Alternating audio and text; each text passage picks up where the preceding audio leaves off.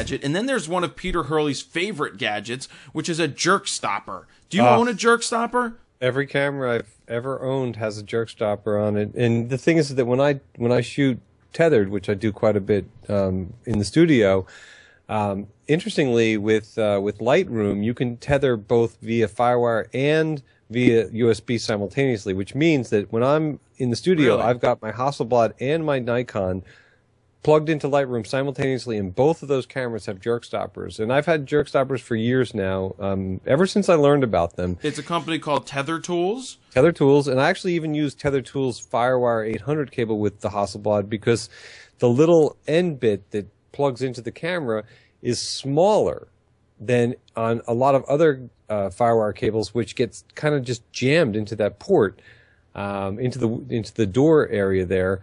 But anyway, the JerkStopper is something I would highly recommend. So basically, what it does is it holds in place your USB or FireWire cable.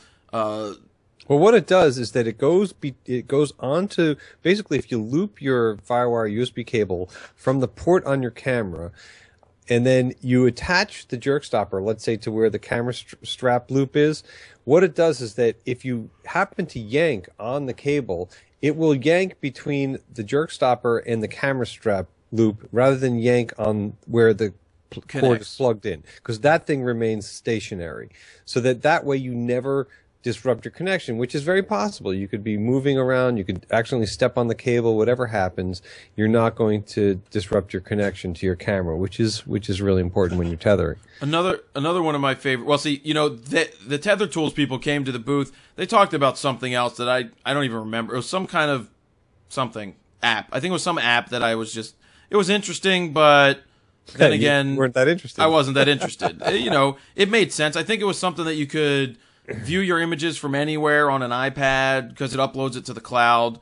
I could be wrong. It could be some other company, but it obviously wasn't as memorable as the JerkStopper. And Peter Hurley was one of the cooler interviews because he just took over when he jumped on stage with us, and he was talking and shebanging and doing all of his Peter Hurley stuff, and then he went off totally on the JerkStopper, which is one of the most interesting names ever. But he loves his JerkStopper. He loves using that and talks about it all the time. No, it's really the best thing, because oftentimes when you're tethered shooting, the camera, there's a little bit of a buffer, okay? So that while you're tethering and you're just shooting away, it's not like each image instantaneously writes. So you need to maintain that connection.